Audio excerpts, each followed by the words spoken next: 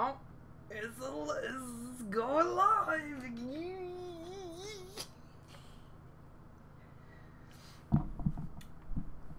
sure that stays plugged in. Right, man. Got Facebook yet? I don't put it on Facebook. I should though. Just want to make sure the link works. And it does. Cool.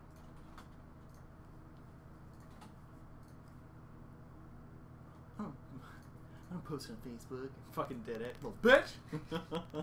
Careful, we're live, bro. Are we really?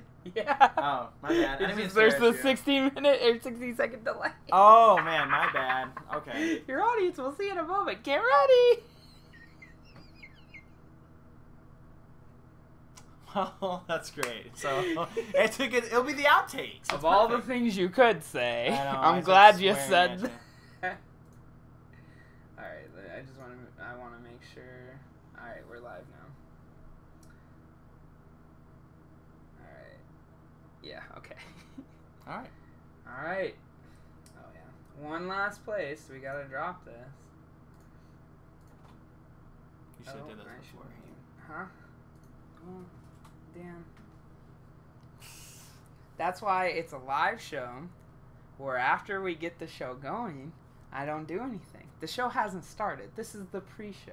Sure, man. Whatever. You know, this is the YouTube only whatever. experience because this all gets edited out for audio. The audio people don't get to enjoy the shenanigans before. You gotta give people a chance to even join. You know. No, I'm all about it. I'm just saying. You're right, though. You're right. And oh, somebody's already retweeting it. Yeah. I'm getting a little retweet from Greeny on Twitter. Shout out to my boy Greeny. Counter-Strike God over here. Call of Duty Michiganimals winning tournaments all over the place. We got ex-pro Call of Duty players retweeting our stuff. You know? Anyways. Anyways. All right. Gotta get a nice little clap. Not that clap. Welcome to the KHAOS. This is KB Cooper here, and the KHAOS is a show, or an abbreviation, a podcast, whatever you want to call it, but it stands for the Kyle Has an Opinion Show.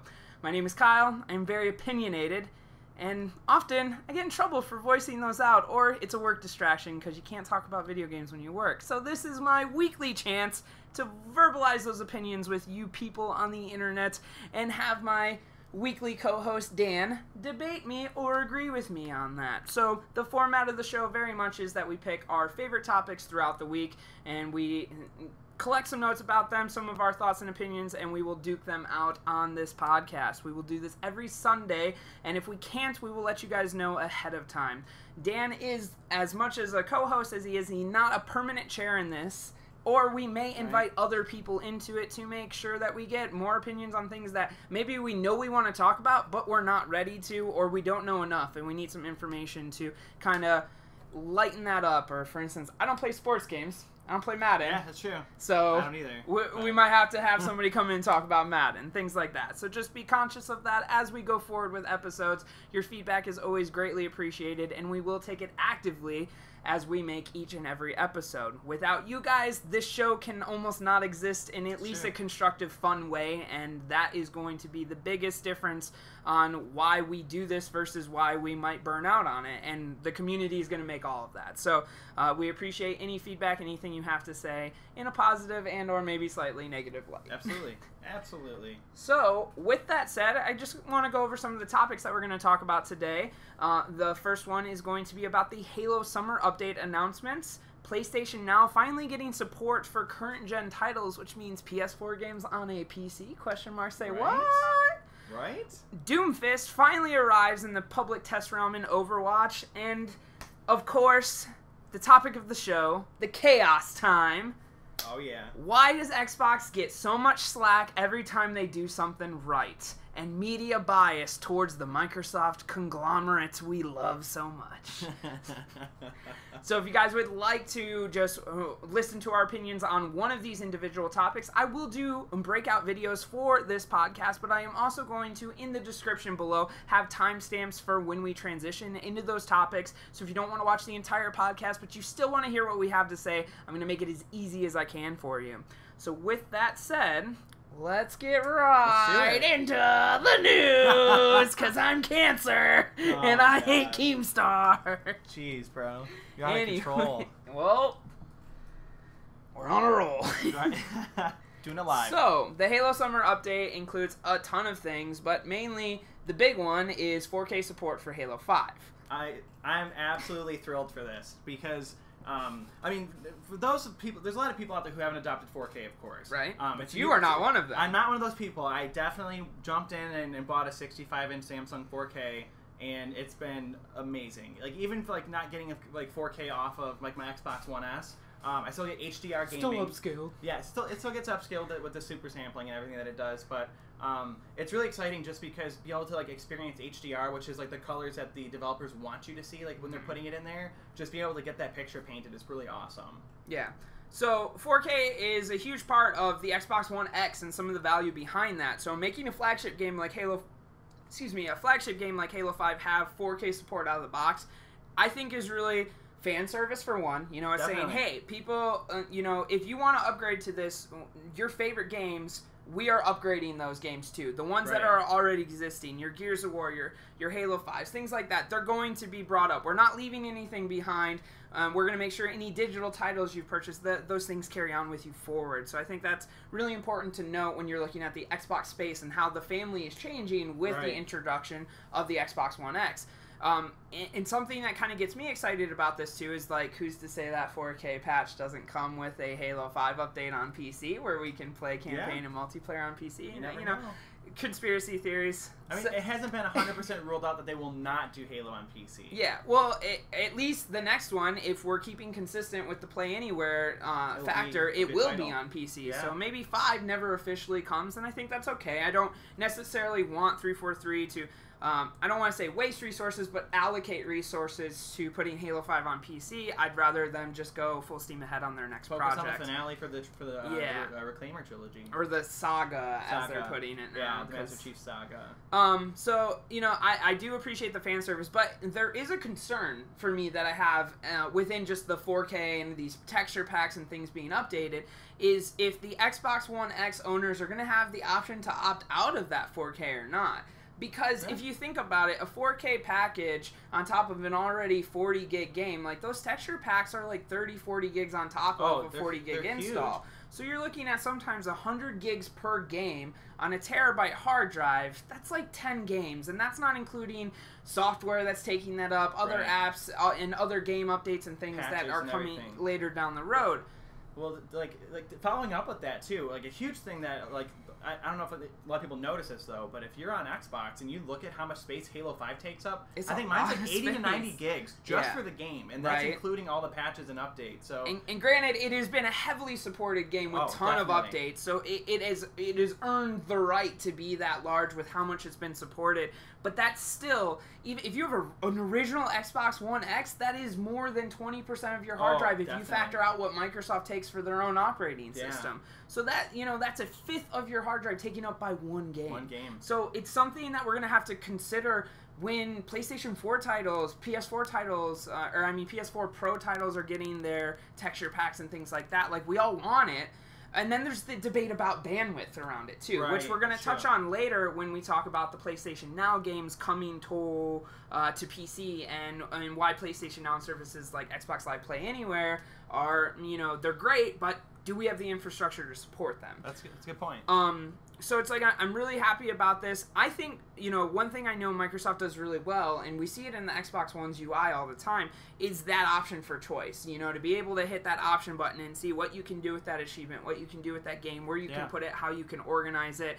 And they constantly, through the preview program, are updating those features and taking live feedback. I mean, I get monthly updates that fix UI, add features, and fix problems. And it's one of the reasons why I support my Xbox One and my Xbox family so heavily, because of that community support. They might not be the #1 console with the best exclusives out there right now, but they do listen to their community and they do make changes off real feedback, and I feel valued as a gamer on their platform. So this is just kind of feeding into that support that I already have. No, I'm totally there with you. I mean, as soon as like when Microsoft announced the Xbox One back in E3 2013, I mean, I was on board because I thought some of the awesome ideas about being able to digitally share your library was super. I mean, that's something you can do on Steam right now.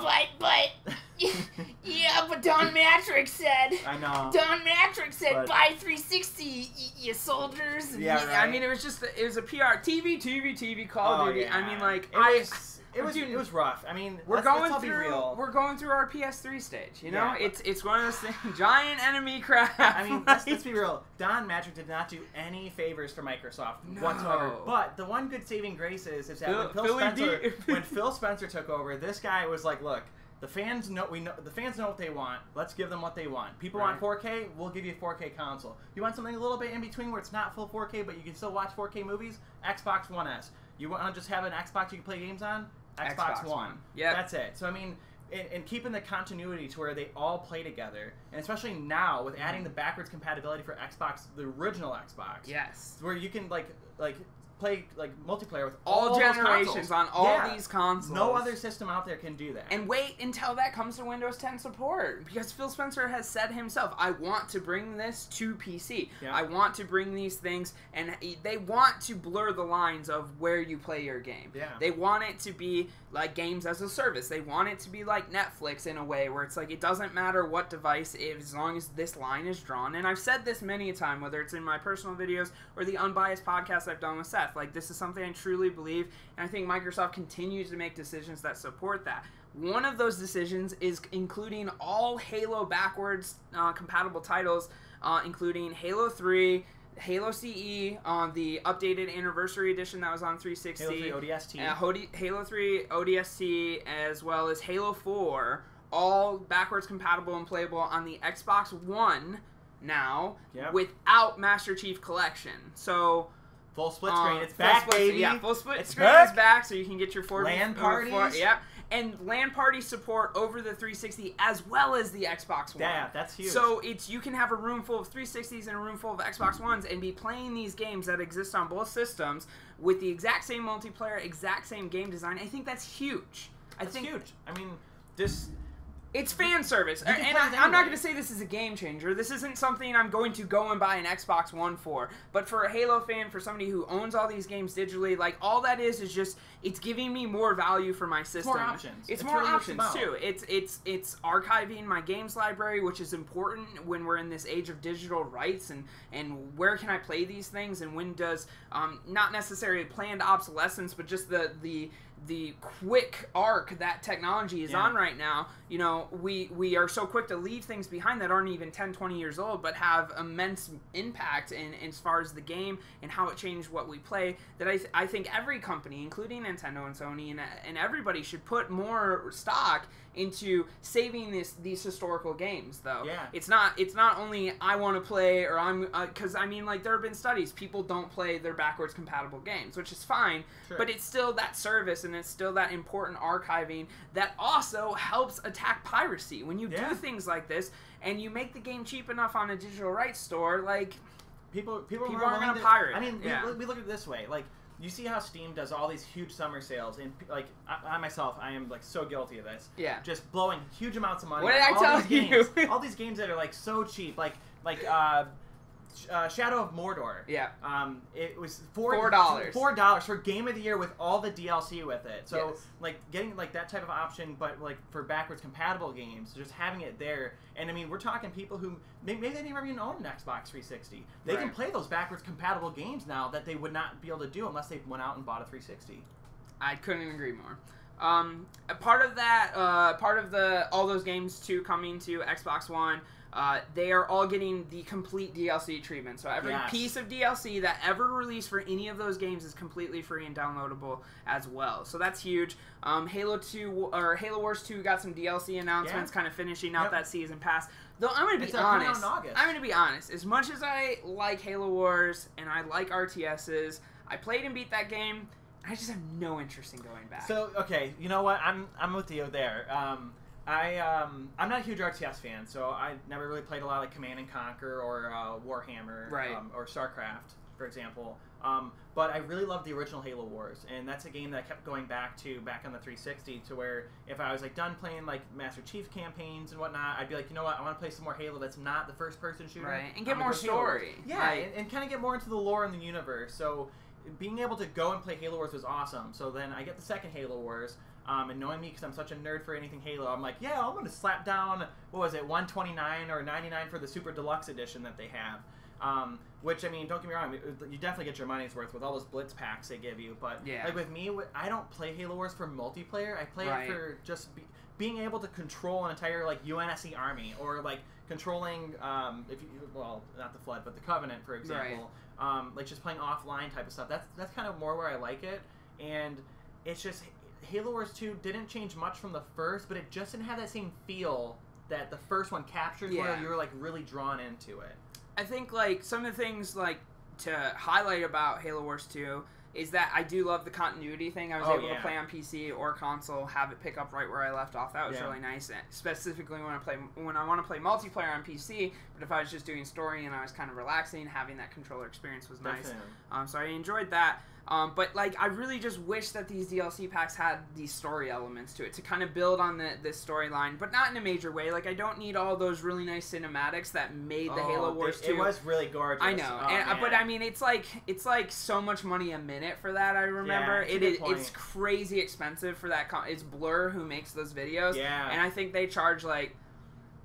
I heard the number somewhere in another podcast. I don't want to say $1 million a minute, but it was like $1 million every 10 minutes or something. I don't know. It was something crazy where I was like, I guess if you're making something that beautiful, you can charge whatever you want. Yeah, I mean, but you see it too with the Master Chief Collection, with Halo 2's like cutscene that they remastered. Like Blur did such a phenomenal job. It was almost like photorealistic. But then part of me goes like, how much money did we spend on that we could have put into gameplay or more story and things like that? And when like you consider the person who's buying that season pass right now, it really only served you for like a year. Like that season is over after these content updates throughout this year. The last one is in August. And it's just like for somebody like me who's not playing that multiplayer, who kind of got in, played it, got out. I just don't see the value here. So as much as it's nice, it's fan service, it's more things for the people who are really enjoying that to play, it's just not for me.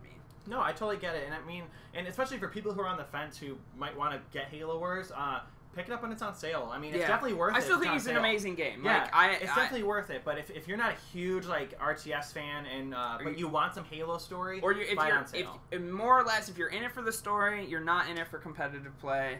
You're gonna have a lot. Yeah, buy it on sale. I think if you could pick up Halo Wars for $40 or less, you are in for a good experience. Heck yeah, definitely. So, with that said, that's pretty much everything around the Halo Summer Update. You know, they are announcing some more things. So there's news kind of coming out of RTX right now, where, you know, they've always kind of done some little special things for the Rooster Teeth family, Red versus Blue respect and all that. So there's always some kind of Halo event or news going on there. So when we come into next week, I'm sure we'll have more Halo things to talk about. So we'll get to that when we get to it. So, the next topic that I wanted to touch on was PlayStation Now finally putting some PS4 titles within that collection, and how that changes the way that PC gamers have a hand in all of this. So, for the longest time, a lot of PS4 titles, you could only play them on PS4. So, games like Resogun, Killzone, Shadowfall, Ultra Street Fighter 4, things like that. You can only play those on a PS4, and which is fine. Every console has the right to their exclusives, which is something we will talk about later. Yes, yes, we will. This will be a good one. But when PC comes into the mix, it always makes things really interesting, in my opinion, specifically when you don't have to own one system to play it on the other. Definitely. So with the PlayStation Now service, you can pay $20 a month, so a little bit more of a premium, but think about it this way. If you're a gamer who really only has $20 to spend a month, you're getting access to a library of over 500 games that include PS2, PS1 classics, PS3, and now PS4 titles. And if you are a PC gamer who wants to just kind of expand your reach of library, this subscription now allows you to play PS4 games on your PC. So some of the ones that I mentioned earlier, like Killzone, Shadowfall, Resogun, those are some of the exclusives. The part where this gets murky and why it's not necessarily a PC benefit is a lot of the titles they're bringing to PC already exist on PC. So you've got things in the Steam store, EA Access, or EA Origins, I mean, games. Yeah. So it's one of those things where it is valuable, but I don't think this is enough to make me do it. And though I've tested and I've played some of the PlayStation Now to get an idea of how latency worked, how the system worked, and even Seth did, and he had some feedback for it. The pricing was off because they used to make you pay for how much you played the game. Oh man, and that was never going to work. That was I'll tell you the number one reason why that I'll say pissed me off when Sony did that was some of the games, the prices were so just you could just buy it for less. There's a point where you're like, I can try it for this much, or I can just buy it and not like it. I can rent it for 30 days for $45, or I can just buy it for $50 and just be like, whatever. Yeah. So I think a lot of people had that conversation with themselves and are just like, I don't want to do this. And so I'm glad that Sony took the feedback, repriced it, and is adding value to it. I think it's just back to that internet bandwidth conversation, because this game is not saved locally on your PC or your PS4 when you're using it. It is completely and all streamed. So it's one of those things that is a lot of traffic going in through your bandwidth. That's gonna, if you have data caps, if you're like me, you've got hit by Comcast. They're like, you do too much, darn it. Yeah, right. Yeah, I get the email you're close to your cap every month, and it's all the gaming, it's all the video content, the streaming, and things like that. So if you're a creator and then you're using a service like this, you're getting pushed over the cap all the time. Yeah, definitely. So I can totally attest to that. So. As you know, with my situation, my fiance and I were trying to save up to buy a house. We're with my parents at the moment. But my dad has AT&T internet. So one thing we were talking about is he kept telling me he'd get emails saying you're over your data cap. We're going to charge you $15. But they would never charge him $15. But the biggest problem is we keep getting hit with that. And when they hit you with that data cap, they throttle your bandwidth. Yeah. So if you're paying for 45 megabytes, you're really getting 3 now. And with me, that wasn't acceptable for me, especially because when you're paying for internet, you should have complete access. There's no such thing as there's not enough bandwidth for them to be able to push. Right. If that's the case, it's just they don't want to give it to you. Exactly. Or more or less, they don't want to pay the money to recreate the infrastructure where they're able to give everybody what they pay for 100% of the time. The technology exists out there. It's whether the companies will ever have the motivation, we should say, whether that be politically or not, to finally push forward these plans. I mean, they're billion-dollar infrastructure changes, to get fiber throughout the world, but we have this technology, and basically it's just this game of how long can we charge this much money for this before people start complaining that they want more. Right. And when we hit that tipping point, then it's going to be like a switch got flipped. But and it's going to be annoying because we're going to be like, why did we pay for this crap for this long, Yeah, but, it's one of those things to where unless you have someone like Huawei to where you can get 100 megabyte or 100 meg or even a gigabyte for $100 a month with no data caps. It's really going to hurt you a lot, especially in the wallet.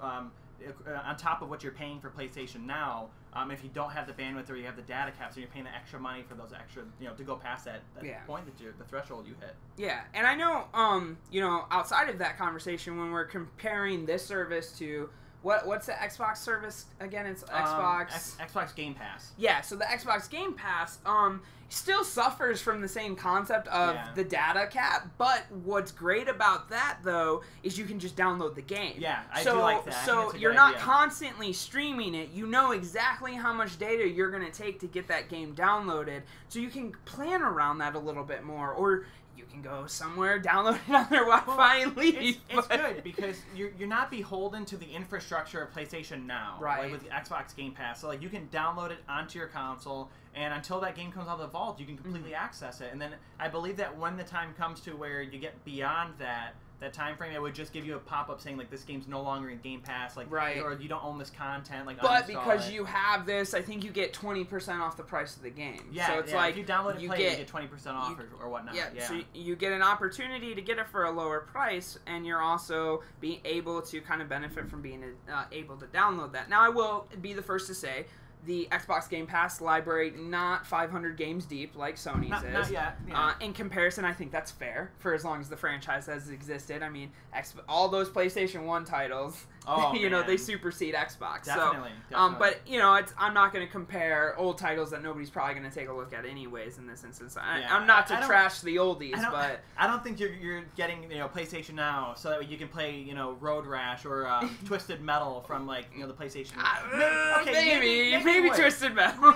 Maybe you would, but it's not ideal for most people to spend the $20 a month for that game in particular. Yeah. You'd want to do it for more like the heavy hitters that you get, like God of War, Last of Us. You can play on PS4 too. Yeah, but it's like God of War 3 Remastered. That's one of the PS4 titles that I would enjoy playing on my PC. Yeah, that'd be cool, especially because your PC can handle it too. Yeah. But the biggest thing is you're just going to be beholden to that data, like how fast it plays, the latency you get from the server. How good your router is, and if you're doing it wirelessly. I can say I got to try PlayStation Now before, back when they did the trials for it. Yeah. And I mean, it's probably come a long way since then, but I tried Dead Island. It wasn't the worst, but you could feel it. You could feel, yeah, like it just, you'd feel like everything's off by like a split second. So like you'd turn and it's like, bam, it would turn with you. And you just knew if you were playing a shooter, like online with people, you wouldn't last a second. Right. Like, you'd be smoked before you even knew the bullet hit and you. I wouldn't even try to play a shooter in those instances, but that's no. where the benefit of being able to kind of save offline is at. And I wish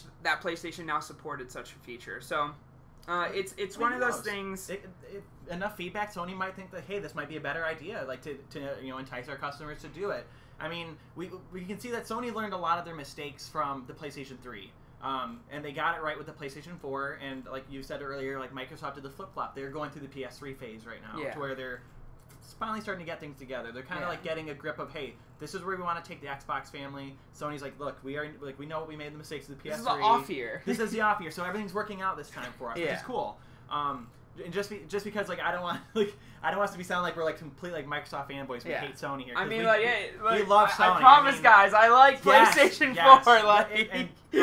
That's definitely like one of the best games ever. Yeah. But outside of that, that being said, I know I could get you going for an hour. You can get me alone. going about Persona, but we'll save that for another time. And I mean, like I was having this conversation with somebody on Facebook though. Like I had reposted this article, just kind of shared this news with my friends, and I do think it was very clickbaity. Like I think it was The Verge who posted it. It was like, you can play PS4 games on PC, and it's like, oh, can I now? And it was the most clickbait, because it's like barely any PS4 exclusives. The games that already exist on your, like, you're just like, who are you tricking here? Get you pulled in. It's enough for you to be like, what? Yeah, like, oh man. Because I mean, in theory, like if you own a PS4 already, you can wirelessly stream your games to your PC. Oh yeah. And you can do that with Xbox. That is something you can do on both sides. I will tell you, I actually tried that the other day because I completely forgot that was a thing. So I was on my computer. I think I just got done playing Overwatch, and Christian, she was playing Diablo. Right. And I was like, I wonder if I could just jump on from here, because I had my PS4 controller on the table next to me.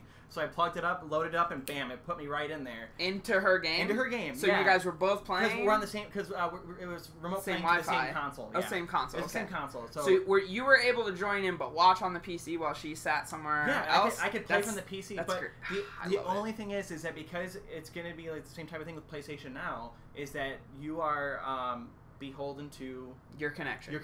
And if it's not a direct plug-in on those. I would look, so the video quality was just okay. I mean, I'm hardwired too, so I get 45 megs like directly into my PC. Is the PS4 hardwired as well? It's not right now, so that's probably why.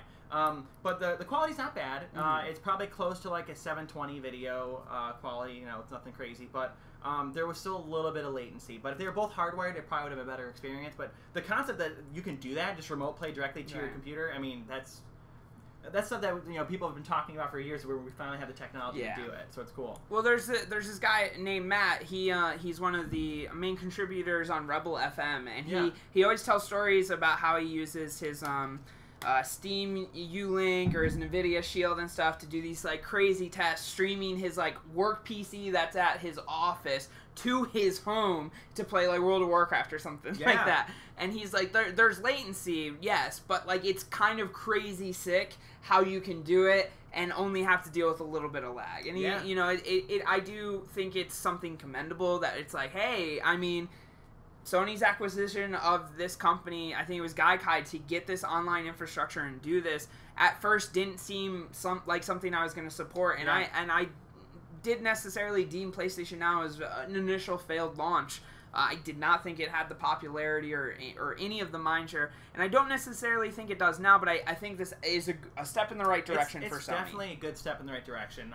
They got to work on costs, though. I think you a lot can't of ask somebody to spend $20 a month for that. I think a lot of it, though, they see that it's very successful with Microsoft right now. So they're trying to find a way to get back out there and make it competitive, which makes complete sense, because like that's the last place you want to fail in, is that like you can tell, and you've seen it. I mean, we go on like Kotaku, IGN, GameSpot. You see all the big name companies for gaming, and you see it all the time. Like, when are we going to get backwards compatibility to access this directly into my console rather than using PlayStation Now?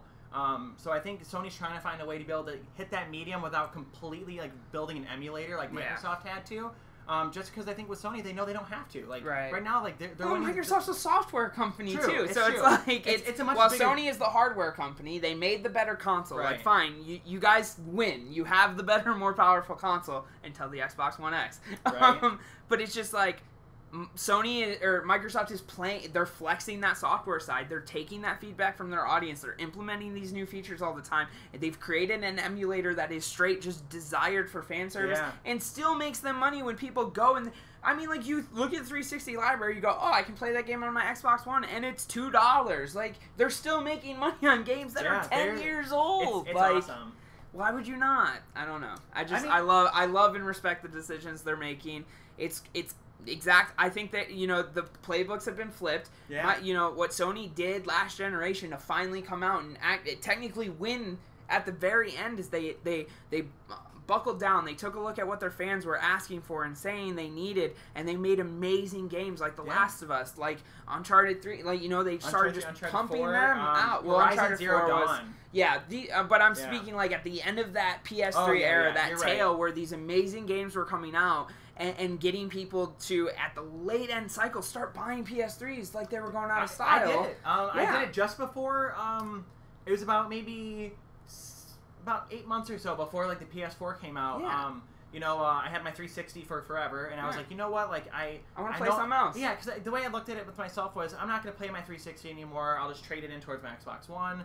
But I'm like, but in the meantime, I want a console to play, so I'll just pick up a PS3. Right. And I think it was on sale at like $250, and you got like a whole year of PlayStation Plus with it too. Which is good benefit for when you roll into your PS4. Definitely. So so when I picked that up, that's what I did. I picked up Uncharted. I picked up God of War. I'm playing all these games that I didn't get to play during my 360 era, because I had the 360 since it came out. I never touched any other console. Yeah. I didn't need one too. And also, I mean, that time frame, I'm in high school, so of course, like in my freshman year, I'm not working, so I can't just be like, hey mom, dad, go buy me these consoles. I got my 360 as a birthday gift, and I didn't buy the slim model till I was till like 2010 when I was working at Best Buy and stuff too. Right. So I think another thing to kind of just like make mention of is that these aren't the only two players in this space, too. We have, like, EA Access. That's a huge part of this, too. And what is that? Is that $30 a year? It's $29 for a year, and you get complete, well, I don't want to say complete access to all EA titles, but they're constantly updating their vault. They're putting Battlefield 1 and Titanfall 2 in there. That's two games that were, like, $60 how long ago? And then now you can play them for $30. And you can play them all the time. And then you still have the option to buy at discount, and that is an Xbox exclusive partnership with EA. It's awesome too. So it's very like, cool. Games as a service is a different conversation than subscriptions to play games. Yeah. And I think that's important to note here. We're not talking about World of Warcraft payment, monthly subscriptions or MMOs or Destiny.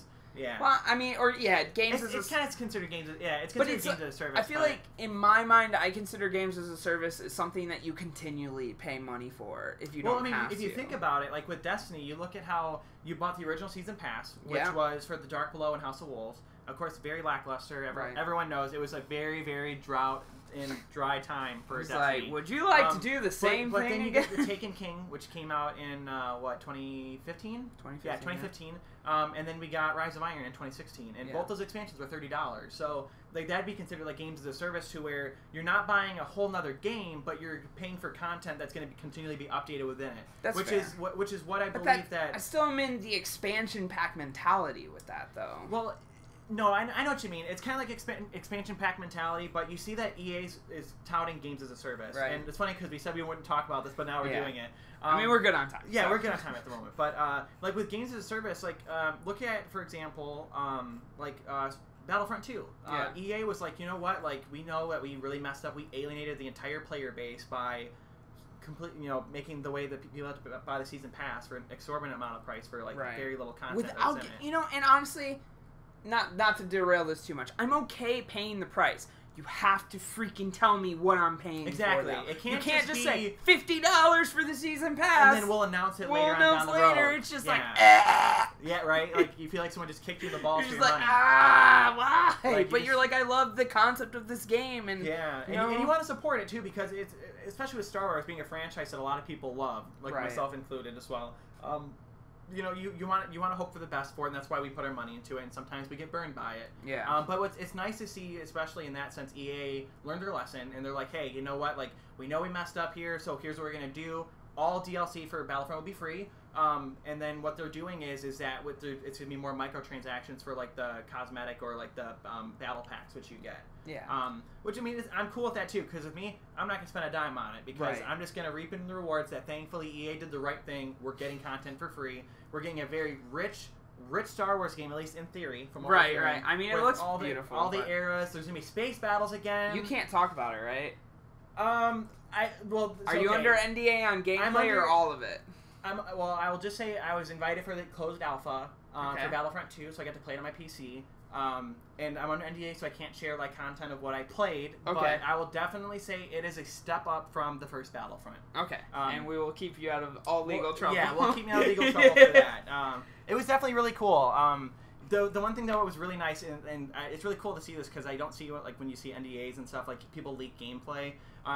EA got it right this time. They decided, hey, you know what? If you guys are going to sign an NDA, we're just going to watermark your gamer tag into the screen. So I'm playing, and randomly I just see my gamer tag going around the screen. So, but it's cool because... I mean, it makes sense. I mean, that way, if I was to be a jackass and go, oh, I'm going to leak some stuff, even though I signed this non-disclosure agreement, and then it's like, oh, but...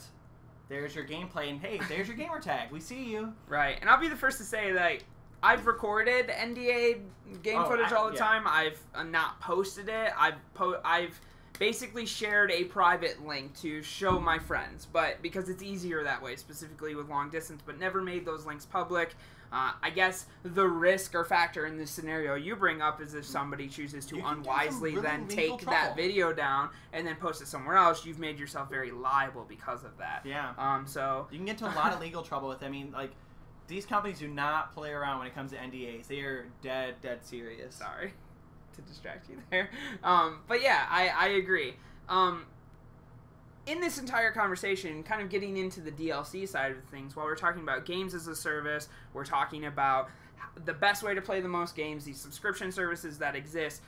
How did games like Halo 5 or Titanfall 2, the games that are saying our DLC is free, how are we fitting all this in? Like, because I think it's not so much a matter of fighting to see what game is better, but more or less what game... or where do people have time, right? Because you get those people who play their, 2 or 3 games, like me. Like, I'm Overwatch, Diablo, Halo, anything that ends with an O after Overwatch, basically. Yeah, right. But I mean, but it's just like Counter-Strike, Overwatch, Halo, Diablo. Those have been like my 4 go-tos again and again and again and again. And even though I take time and play other games, when I don't feel like starting a new experience, those are the 4. Those are my 4 main guys. Yeah. And maybe some Call of Duty and stuff sprinkled in there when I'm not playing those experiences. So it's just... and those games constantly get updated too. Overwatch, all their updates are free. Halo's updates are free. Titanfall 2's updates are free. Call of Duty, ton of expansions and season passes tacked onto that. Yeah. I mean, you basically spend $300 if you want everything from every Call of Duty game. I'll be real with you. I have not bought a Call of Duty season pass since... I didn't even buy one for Advanced Warfare. I've not had to. This is the first year I'm going to have to. I just don't, because it's like, I'll play multiplayer, because you can get into so many matches without even having to play new DLC. Like, I don't need to pay $15 for new maps, because I don't really care about that. Or I feel so disconnected. Like, sorry to interrupt. They just do these new maps, and I'm like, I just don't care about these maps. Like, why do I want to play on this map? And I have not been so invested in a competitive scene whatsoever with Call of Duty in a way where it's like I want to play the new maps to get good at the new maps to play the new maps. And often new maps aren't even put in a competitive play rotation because they're post the season starting, so you can't introduce a new map for fairness. So where does that line up? You know, it's one of those things. Like, I guess it really comes down to the gamer. If you know your tried and trues, you're going to play those, and this is going to go over your head. You're just not going to care about this. Or maybe you do, maybe it piques your interest. No, you're absolutely right. Like, you know, the tried and trues, people are going to play it. Like, we all knew, and we all joked about it, that Activision and Call of Duty, they were going to release Infinite Warfare with the Modern Warfare Remastered. Yeah! I didn't even... And listen, and I told everybody...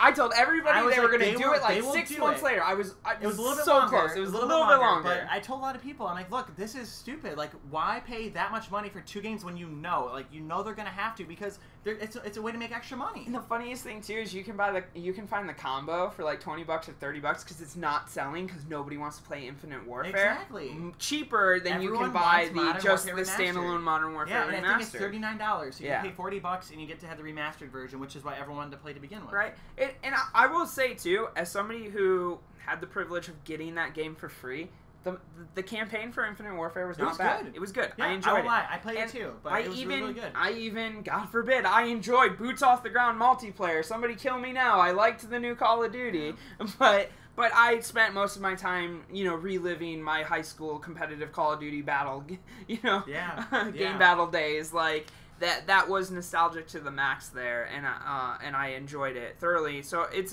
one of those things I enjoyed that purchase, but I also didn't pay for it. Like, I was at the time working at GameStop. I got the digital biggest edition you could for both systems, and it was just like, well, man, who cares, Yeah, I mean, if you get it, but if you get it, am I going to do that this year? Heck no. Yeah. I'm not spending $120 on this game. I won't lie. Like, I'm really intrigued by Call of Duty World War II. I'm a huge... Okay, so you don't know this about me, Kyle, but I am a huge history nerd. Like, I freaking love history. Hey, Dan, you don't know this about me? I didn't watch cartoons. I watched Modern Marvels as a kid. But, History Channel 24/7, baby! But I love just, like, historical accuracy and of course you can watch movies like Saving Private Ryan, which paint a very vivid picture of what war is like. Pretty accurate. But it's just like, it's one of the things where when you get to step into the controller, you get to play it. Of course, you don't feel like, oh, I'm a soldier, like this is what I'm doing. But when you get to look around and you get to see the carnage of war, of course, being simulated in front of you in a game, but just being able to see the locales and you get to like experience the atmosphere. That's why we play these type of games. Is because it's telling a story, and you kind of get a feel of what's going on. Like, let's take Spec Ops: The Line, for example. Such a slept-on game. Such a slept-on game, it's though. Such an underrated game. But it was one of those games, too, where, like, sure, it was a shooter, but it really made you think to deal with some really tough moral choices. Yeah. And no matter what decision you made in the game, you didn't feel good about it. Yeah, and it wasn't afraid to slow down the pace of a first-person or a third-person shooter. Yeah, but it was a really solid game. Yeah. Lost track of where we are. It's all good. We were talking about PlayStation View with the games. Well, but it was just like getting in. But like you were saying, there are the tried and truers. There are the people who are trying to stay consistent with the games that they love, and they're always going to play those. They're Madden people. You're 2Ks guys.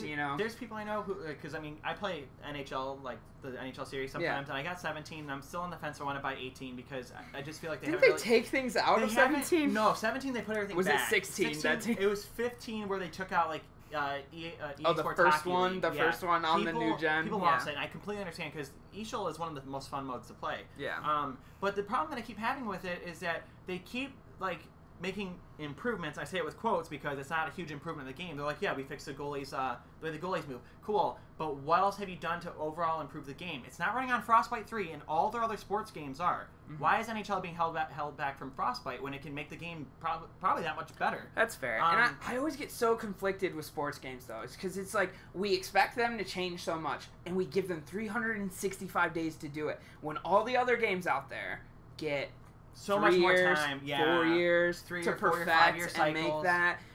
Like Call of Duty is not the game that needs 3 studios rotating out. The sports games are. They do. It's like because those need games more love. Or those games are the prime example of games that should turn into games of service, where it is no longer a yearly updates. It is yearly expansions. You buy the feature, like basically like the roster updates. The 18-19 season for NHL like purchase. Yeah, that makes way more sense because like with me, I feel slighted when I'm like, okay, I bought 17. I gotta spend $60 again every year on a game and if you don't trade in that game in time, it goes from being worth like $20-$30 to be worth $5 in a day. It is so brutal. In a day. It's brutal. Yeah, it's definitely brutal. It's just like with me, it's just so frustrating because like you see, okay. I'm not gonna go on a tangent, but I'm just gonna rant just a little bit. Okay. It frustrates me because EA has the exclusive rights to NHL right now, and we all know Madden. But I'm mad because the 2K hockey games were sweet back in the day. Right. And the problem is that with EA, because since they own the rights to it for now, I don't know how long it goes for, but they have that tied up. There's nothing to push them to innovate. Like you look at the 2K games, and let's be real here. You can put an NBA 2K game next to like NHL, and you look at the players, you're like, wow, like that looks like that player. Like everyone on the team looks like the team. You go play NHL, and me being a Red Wings fan, Justin Applicator looks like a freaking troll. He doesn't even look like himself. But would you argue that's competition though, or just 2K really perfecting the basketball formula? Well, not even just that, but like because 2K like they nail it there, but they nail it with all the other aspects. I mean, everyone who talks about 2K is like 2K is the best game series out there. 2K is live. Yeah, I mean. Everyone talks about it. They talk about how like all the new game modes they put in there, like how solid the gameplay is, and I don't hear people complain about like NBA 2K as much as I hear about NHL. Yeah. Go on to an EA Sports NHL like Facebook post and just watch the hate just spew out of there. It's just tons of stuff like update the freaking game, fix like the ice tilt, even though they say it's not there, it is there. There's ice tilt in that game, like straight up. You can go to where you outshoot an entire team like 50 shots to 2, and they'll bury those 2 shots on those 2 goals, or those 2 goals on those 2 shots. And it's frustrating, but it's awful. It's just like you kind of wish they had a little more time to be able to make it so much better than what it is. Like, don't release it every single. I get it; they want to do it every year because every season get new roster updates. But like you said, then release one version, release it on Frostbite, and then just do yearly updates with it. Yeah, it'd be much better that way because that way you can just download more content rather than paying so much money. Or I'll pay $10 for an expansion for the 18-19 season. I just want things to work like mobile operating systems more, where it's just like we just keep building off the next fundamental. And a lot of it too, I feel, is we get spoiled from companies like Blizzard with Overwatch, right? Where it's just constantly being where they give you free content, and it's good content too. It's actually like really good stuff. Stuff you want to do, stuff you want to get. Yeah. Whereas like right now in Counter-Strike, this game, this could be a chaos topic alone on itself, but I'm gonna just go mini on it. This game, Counter-Strike, Valve, Gabe Newell. Like trying to keep it friendly here. Like how the amount of money that they continued to rack in on skins, microtransactions. Oh man, they got to be killing it. You know the gambling game, all of it, just all of it, all that money they make on that platform, and you still want to nickel and dime me $6 in Counter-Strike to have the opportunity to play the game more, just to get XP challenges to maybe unlock more cases that I still have to pay money to open. Oh, aneurysm inbound. I swear, dude. I know, no, so dude. It's just, and yet, Overwatch and all these other companies can give it to you for free. They're doing it right. Can respect you as a fan of that game, as a fan of that community, and then there's the companies who don't. And it really, those are the decisions, those are the things that do grind me down enough to be like, I just won't play your game. I won't do this, or I'm not going to give you any more of this money. I used to really enjoy the skins market, playing around with that, even as cancerous as it is in Counter-Strike, to put my money into virtual skin currency. No, sorry. Is Ashley watching? No. Oh God, no. Anyway, but it's just like, it's that frustrating thing of like, I played that game. I'm stupid enough to give you all this money, and then now you're charging me for $6 content updates that are not worth $6. Dude. They're not worth any of my dollars. They should be something you should support in your game for free no matter what. Yeah. And start fixing the... That's a Chaos Counter-Strike only episode right there. Yeah. Okay, here's what I'll do is that when we get paid next week, I will buy it so that way I can join in on the rage. Yeah, because you'll get I paid $30. What was it, like $20 for a CSGO now? I paid $20 and I had to pay $6 for some skin. Well, we'll get it for you on a Steam sale when all the hackers and cheaters come back because now they bought a new account. Oh my god, yeah. So I think that pretty much lays to bed the conversation, though, of like how we feel in a majority sense about PlayStation Now, Xbox, Game Pass, EA Access, and then other games that very much give you enough content to update that where you wouldn't think about those services in the first place. I'm just curious because EA has EA Access and they have Origin Access, so I'm wondering if they're pushing Battlefield 1 and Titanfall 2 to Origin Access. Origin is $25. Do they not reflect the same way?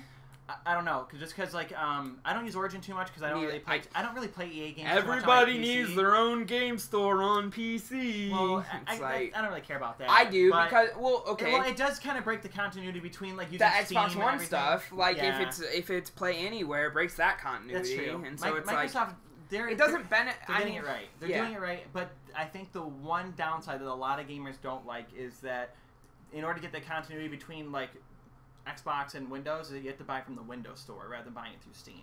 But you know what, though? If that means that I'm playing it on multiple systems, I can even set my other Xbox, like my friend's Xbox is my home box. No, I get that. And I'm being that. I'm just saying, like, I get what you're saying. The Windows Store is not the most fun place to shop. But what proprietary app store is fun? Or, like, disclaimer, there are restrictions in which me and Dan can talk about certain companies. We will not talk about those companies, even if asked to. We're sorry.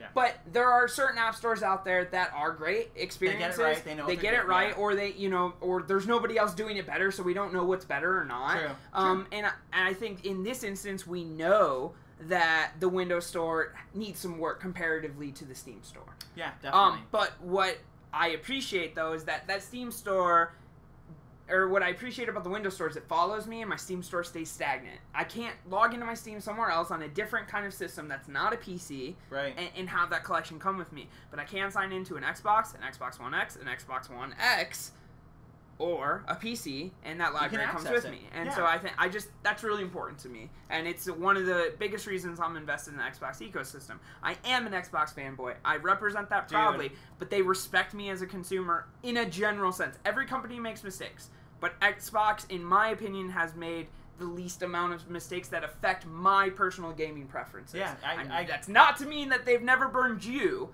but they've never burned me like that. Yeah, so. No, I totally agree with you. Like you and I, we pretty much own every console. Right. You don't own a Switch. I'll own a Switch eventually. I'm waiting. I'm just waiting for whenever they waiting on the games I to want come. Smash Bros. Yeah, I want Smash Bros. And I want Pokken Tournament on the Switch. Pokken Tournament's coming. Well, when it's there, that's when I'll get it. Yeah, but like Splatoon 2, that's my big one. Like you were saying, like just this whole thing as a whole. Like I feel like Microsoft is finally getting their footing. They're finally getting it down to exactly what they want to do as their brand. And I think honestly, I think this is the best thing that could happen for gamers. I mean, look at Sony beating Microsoft into the ground with the console war was the best thing that could happen to Microsoft. Because they removed their heads from their asses, and they're like, hey, we can't just throw whatever out there and people will buy it. Right. There's people, like, our actions have consequences. And we lost so many gamers because we let Don Matrick go up there on stage and piss off everyone he's so smug about it, too. That's what gets me. He's a smug, more a-hole version looking guy than anybody they could.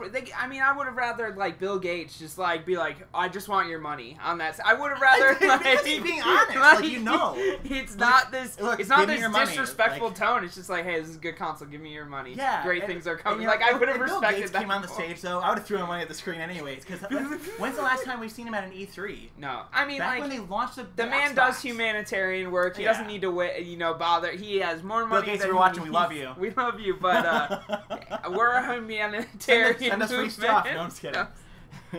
Skip bags. Microsoft, send me free stuff. Stuff shows up in like at your doorstep for us. Woo! How they know where I live? Oh yeah, Windows 10 privacy. They find me too. Like they're just like, we found you, man.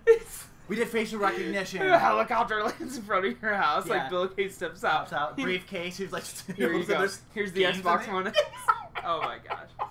Alright. Let's get a review copy to try it out. Oh my god, I'd love it. NDA though. NDA, you can't talk about it. Okay, so I can't review it then. Yeah. Alright. Personal review. No one else can see it.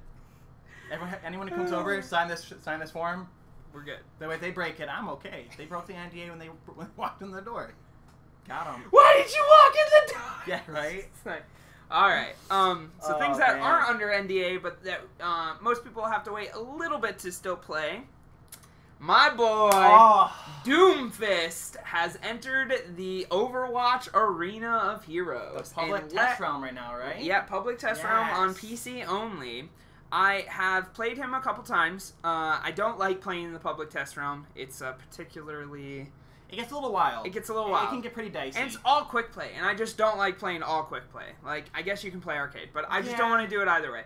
And I don't know. I go and I play a character that's new, and I go, cool, I'll wait for I tried it out, like, it's good. Because it could change by the time it hits the regular realm, too. So it's like getting used to a character that's not finished yet. I don't want to do that. Yeah, I absolutely want to follow up on that, because that's one thing that I noticed. So, I don't know, did you see the video on Facebook, getting circled around, like, right as Doomfist, landed, like, when people were using him? Yeah. Basically, everyone's pushing the payload, so that way they can unlock the payload. They're trying to capture the point on King's Row. Yeah. And Doomfist comes in and just knocks out the entire, like, defending team. Right. As they're pushing. So, and then, you know, one of the things that everyone said in the comments was, hey, you see him jump up in the air, but how do you escape, or how do you know when he's going to land? Which a lot of people don't realize is that when you're on the other team, he shows up as a big circle on the ground, so you know where he's going to go. Right. But what's really cool, though... And it's only an insta-kill if you're within the inner circle. Right, you have to be, like, really close. Like, basically, you have to be at, like, impact point. Like, yeah, there's a splash damage radius, and then just a damage. Yeah. And you're like, you're dead. A lot of people were, like, really worked up. They're like, you know, this seems way too overpowered. It seems too strong. And you know, one thing, like, I commented on there, because I tried to get into the Facebook comments, because some people can, like you said, stuff gets cancerous really quick. Or people, like... they get really toxic, they get really worked up, and I mean, it's just over just a normal conversation. And I just put a comment on there saying, hey, look, everyone, like, I know everyone's freaking out because you think he's OP, but remember, this is a public test realm. Blizzard looks at this, they look at what the stats look like, what they need to tweak, and they'll fix it before it's fully released into the game. Yeah. And how much crap did you get saying, that's not, no they're not going to do anything? No, I didn't catch any flack for once. It was pretty good. I was actually happy. Fair. I'm happy for you. But it's cool, though. We all can't be that lucky. Yeah, we all can't be that lucky. Like, you know, it's just... People get a little too overpassionate, I feel, to where they let their emotions get they let it get to the best of them, and then they say stuff out on the internet that they probably don't want to put out there, or get stuck out there. Because once it's out there, it's permanent. It's there. Like, but a couple quick... Once we're all dead, our personas will live on the internet forever. Not like that. Our what? Not that kind of persona, but just who we present ourselves as on the internet. I agree. Yeah. That's your real legacy. Who cares what you did in life? Yeah, but Doomfist. But back to Doomfist. Bill Gates. You did all this. But back to Doomfist. Doomfist. But really cool character. All of his I think the one part that I think is more OP'd about him than not is that his cooldowns, if timed properly, can be cycled, repeated. Yeah, and every time he uses a skill, he gets a little bit of shield. Unless they fix that, he is going to be a monster in the competitive realm. But he has no self-heal, and he has no shielding ability. So he gets more shield, but he has no way to block damage coming his way. Right. So if you can catch Doomfist in the open at range, because he doesn't have a lot of range, but he has a lunge that has a lot of range. Yeah. But he has to get that full range, he has to charge it. So there are characters like Widow. There are people... you know, like Soldier from a distance, that, you know, McCree's, that could stun him as he's lunging, that can stop Doomfist, and you know, definitely counter a lot of the things he does. As far as stopping his ult, the only thing that I really think can stop it is Zarya protecting your team. I heard that's hit and miss. It depends on how close they are. Okay. If he does his ult, depending on how close they are and how many people Zarya can cover, will determine how that turns out. So I think a lot of it is just people are still testing out to kind of get a feel of it. Because I know, like, a Mercy healing you Zenyatta, is not enough. Does not protect you either. Zenyatta's ult does not protect you, from what I've heard. Oh, I meant Zenyatta. I meant Zenyatta's ult in the first place. What I heard a lot of people said what's been happening in the public test realm is that... Because Zenyatta's not invincibility, it just heals you while you're in it. Yeah, so, because I think what they said is that instantly... He'll heal you up to 300 hit points. Okay. Within the second, but Doomfist is instant 300 damage. So if you get hit instantly, it's an instant kill before Zenyatta can heal. So what about Lucio? I heard. Okay, so if I'm correct, Lucio has a better way to protect. When with the shield. With the shield, yeah. So Lucio Zen combos and comp. I mean, it's good though because you get the pocket heals from Zenyatta, and then you can have the offensive and you can still play get discords and going off, and still get the speed boosting. Definitely. So I mean, it's definitely a dive comp. It's definitely going to change the meta like drastically. I mean, because he's a completely different type of character. I mean, he can bust through Reinhardt's shield. He can damage him through his shield, which not a lot of characters can do that. Yeah, I think one thing that's important to note, though, is that his primary fire is a 4-shot burst shotgun, and it doesn't necessarily have a reload, but it has a cooldown. And if you shoot all 4 of those shots, it's like about 1.5 seconds before a next shot loads, and if he shoots that shot, it's another 1.5 seconds before the next shot loads. So you have, it's kind of like Tracer's blink when you get a little bit of time frame. So it's like there's a balance to him too, and I think that's where more of his nerfing in a way happens, or where they're not necessarily gonna, I think, tweak his power too much as they might tweak some of his cooldowns. Yeah, I think that's gonna be the biggest thing. Is not gonna be the power output that he's doing. It's gonna be his cooldowns, or what they're gonna have to touch on. In a general sense, I don't think he breaks the game. I'm super excited to play him when he hits the public realm. And man, see, I'm just so bad with that because like with me, so I D.Va main. Like D.Va is my girl. Like she is my go-to. And if I'm not playing D.Va, I'm usually playing. Face. If I'm not playing D.Va, I usually will main Mercy instead, just because I like playing some heals and getting like the assists on kills and whatnot. It's a lot of fun. So like with me, like when I play other characters, like typically, I mean, in most games I can always play D.Va. Like that's all I usually will play, just because most people don't grab her for whatever reason. But I try to at least mix it up once in a while to try to play something different so I get a feel of it. So usually my go-to in that sense, if I'm not playing D.Va or I'm playing Mercy, I'm going for Soldier, or I'm going to go for like Reaper. I won't go for Widow just because. What about Roadhog? No, I will play Roadhog. Yeah. So I do that sometimes just because he's a lot of fun to play, especially when you get that hook off perfectly and get him close to that shotgun blast. Nerfed him so good. I know. I don't want to talk about it. It's ruined me. Yeah, but I mean, but the good news is though that the best thing we know is that with Blizzard, they are so actively listening to Overwatch because it has such a huge following. Yeah. To where they're always making tweaks. They're always patching stuff and fixing stuff. So. I mean, we don't have numbers, but with the amount of money they're making off loot boxes alone. Oh man, I mean, but that's not something that's what I really like about them because it's not in your face. Yeah, and the problem is that I know a lot of people are like, oh, I hate that when companies do microtransactions. But here's the thing. You don't have to buy them. Right. You don't have to spend the money. If it's not doing anything to alter the game, like if it's like with Battlefield, thank you. EA sells like the expansion packs so you can get the guns faster. Sure, the guns will do a little more damage, but if you're a crappy shot, it's not going to matter whether or not you have a gun that does a little extra power. I disagree with that a little bit. Like, I don't like paying for weapons. I think that if you're going to introduce something to a game that changes the way the game plays in any capacity, that either needs to have the potential to be unlocked for free without an outrageous amount of playtime and resources like Rainbow Six Siege when it started, because that game was ridiculous. Was a really tough grind when it first started. When the kind of the season 2 or games as a service part 2. Yeah, but that's actually good because they're an example of a game that started out bad. Like it was a terrible launch. Like there was really shoddy servers. The game connections were terrible. Hit markers were like just god awful. Yeah. And then we go through the entire first season, and then we get into season 2 to where the big content update comes big content update, and then now they're doing Operation Health, which is really cool. And what they did is they basically put off like another operators that we would get because they want to be able to make sure that right now they're going to focus on for the next 3 months. They're going to be focusing on the integrity of the servers that they're pushing for the infrastructure.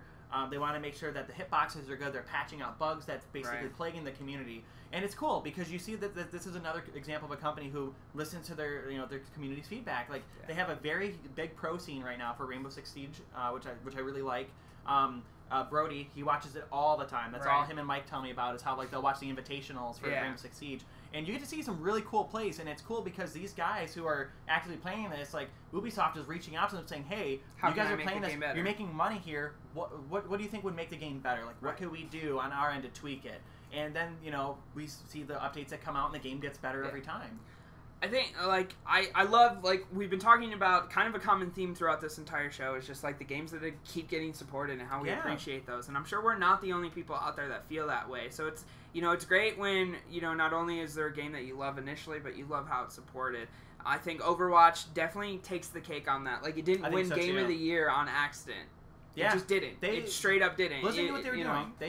They knew like this was the best way that we can reach the most fans. We can give the people what they want, which people don't want to pay. People, okay, the days of season passes. Let's be real. Yeah. They're dead. They need to go away. Like the companies who are trying to push season passes, they're behind. Like they're way behind. They realize that people do not want to pay for what they don't know what they're getting. And you know what's so ironic about that is we commend Ubisoft for Rainbow Six Siege, but they did. Have and then Wildlands is just being handled like a disaster on a DLC front. Yeah. And so it's just like, I wish the continuity of the focuses of a company, even between different game studios, stayed on the same page. Like, if your overarching publisher is the same. Yeah, like if Ubisoft says, hey, this is what we want to do for all of our games. We want all of you to meet this vision. Yes. And, or else we won't publish. No, like, there needs to be, like, more resolve in that. Like, I think the company needs to be more unified across their titles. Yeah, I think that's a good idea. I mean, it's not a terrible idea for companies to do that. I mean, you know, like, I think, if anything, just to help your consumers understand. Like, I get that there's backroom conversations around these things. You have to make your money. The profit margins on games is becoming more and more razor thin when you look at the cost of development, how many people work on that, how much money you don't make on that game when it's on the shelves, when you do all the money on logistics. But that's why I buy digital, because I know more of that money is going to the people that I want. The developers' hands. The logistics of... having to have that file hosted on a server versus the environmental impact of having trucks deliver these physical copies of games. Like, not to get all hippie on you, but like, it does. It makes a difference. Like, data centers can run off solar energy, but fossil fuels for trucks to deliver these physical things, or boats, or all talking gaming. We're just talking like in general, like with companies that can put stuff out digitally. Like, I prefer that means. I do too. The only time you get burned, the only time you get burned is if music licensing. That's a little tricky. The thing that I run into is because I share my home Xbox. Like, I set Christian's Xbox as my home Xbox. That way I can share my library with her. The only problem is that if the power's out and I can't sign into Xbox Live, I can't play the games on my actual Xbox. I'd have to play it on hers. But I mean, the power's out, so or if the internet's out, for example, like my internet goes down because, God forbid, AT&T never has an issue. And I mean, like, I run into that issue all the time. My Xbox is set as Seth's, his is set as mine. So. But it's cool, though, because you can share so many games with each other, and you get to access them, and you can both play them at the same time. It's been pretty ridiculous, the amount of money we both saved doing that. I think anybody who owns an Xbox and that has a friend who does it is kind of something that Microsoft... They acknowledge, but then they're like, but we don't know you do it that way. But they totally do. They know everybody does it that way. But they haven't stopped it, and they've known about it for so long. And they have. I mean, this tactic has existed since the 360 days, where you could just do a license transfer. But they limited it, and they still have this, but it's a limit of like 90 or 180 days before you can switch a home Xbox again, which is fair. But no, I think that's the way you do it right, because you might know that people might be exploiting it. Right now, right. We're literally openly talking about it. The concept is you can set your home Xbox anywhere and share your library. So you're not technically exploiting it. You're doing exactly what they set it for. Yeah. And that's come up with some really good stuff that's happened. Like with Christian and I, when the Friday the 13th game launched, even though I had a really poor launch, my brother would play on his Xbox, and then me and Christian would play on both of ours, because since I bought it, it would transfer to hers. Yeah. So and we would all play. People playing for one or two purchases. We would play Halo that way. We would we did it with Forza Horizon 3.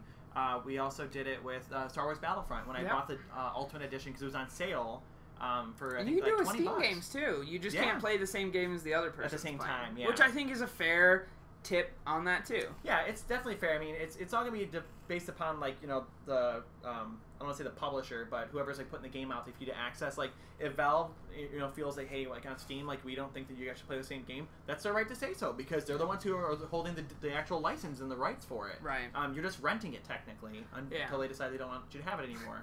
But that's a whole other discussion in itself. It is. To wrap up this Overwatch topic real quick, as we got completely derailed from where we started. Not voiced by Terry Crews, man. Yeah. What the F, man? Like, why is my boy Terry Crews not Doomfist? He wanted to do it. Like, this dude has gone through this complete Like, I'm diving in, I'm getting into my son's interests and hobbies, I'm building my own PC, I'm on Twitch and YouTube. He is amazing, and by the he way. loves Overwatch. He's such a cool dude. And you don't give him the Doomfist role. There's got to be something. They need gotta to have something waiting There's got to be for him. something better. They There's were like, something down they the were like, road. look, you don't want to be Doomfist. He was seen going into Blizzard headquarters. Yeah, so I mean he that could have a just reason been. Well, yeah, he could have just visited. Yeah, but, like I don't want to extrapolate too much. And the conspiracy theory that is the internet. Yeah. Most of the time, there's always reasons. Everybody thought he was going to be Doomfist. I thought he but was maybe too. it didn't fit. Maybe when Doomfist was finally shown off to Terry or something, he could have said, "I don't want to do this," or "I don't think this fits the character or I want to doesn't be," fit his, or his exactly, design. or his story. I don't align with his story, so I want to wait for something better.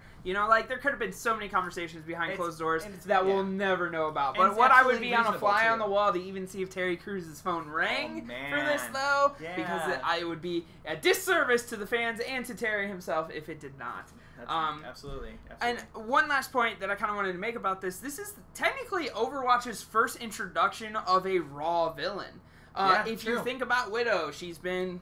She was Overwatch. She was converted over to Talon after her husband died. Right? But she was brainwashed. True. So Widow's brainwashed, Junkrat, radiation, Roadhog lost his house to the government, turned to crime to make money. What was... I forgot Reapers. But like every villain has like kind of this like I feel for them. Like I don't hate them. I just think they're maybe on the wrong side of it. You can empathize with them. It makes them feel human. Whereas Doomfist straight up was like, this guy made some technology. I killed that guy after he gave me that technology, and now I run the villain's side of this. And so it's like, no, I don't feel bad for you at all. You are a bad person.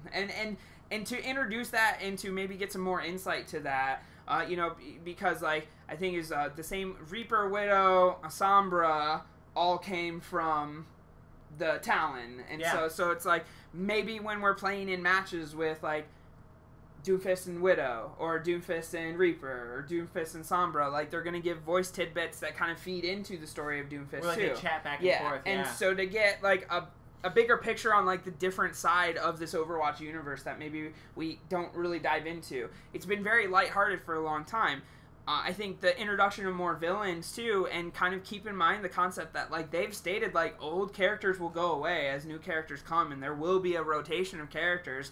Like this could initiate the new era of like villain characters kind of taking over before we go back. And I don't know. I'm really conflicted on whether I want Overwatch to ever do that. I like the League of Legends model where they rotate what characters are free because you have to buy characters in that game. Granted, all characters are free in Overwatch. Storm, they'll rotate characters out so you can try them out. Yeah. But it's like one of those things. I don't ever want to be put in a situation where I have to buy my characters in Overwatch. I would flip my shit. Don't ever take D.Va from me, ever. Right? But like, but I will I'm show also Blizzard to your headquarters. I'm also I will come down there. I swear to God.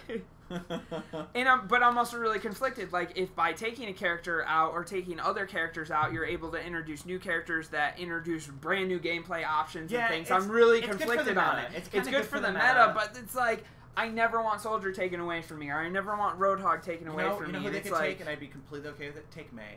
No. Get her the F out of there. Dude, when I can't... When my team is failing to stop a payload, May is my number one go-to. I'll give you that. But I'll tell you the reason why I hate her is just because, dude, she can eat so much damage, and then she freezes, and you just want to just reach in that freaking ice and punch her in the skull, dude. God, it drives me crazy. It's like the one thing, I think that and when they were doing Mayhem mode, when Anna could just keep putting you to sleep, like, you can't play. I just started slamming my desk. I would rage I was up north playing with Christian's brothers, and he was tanking as D.Va, and I played Mercy because I was healing him. And I'm looking at the screen, he's slamming his keyboard. He goes, I just can't move. Anna keeps putting me to sleep. It's been like this for 3 minutes. And she wouldn't even shoot him. She would just put him to sleep, just trolling him the entire match. And he was just... It's frustrating because, like... Granted, that is mayhem. That is the definition of mayhem. It's definitely fair. It's just a little frustrating because you wish the cooldown wasn't that... It's because it's almost game-breaking at that point. Because like, you can't do anything. But I get it. I totally get it. But it was fun because it's Mayhem. So of course, when you're playing Mayhem mode, it's an arcade type mode. You're not taking it as serious because you're just playing. You're just having fun. Yeah.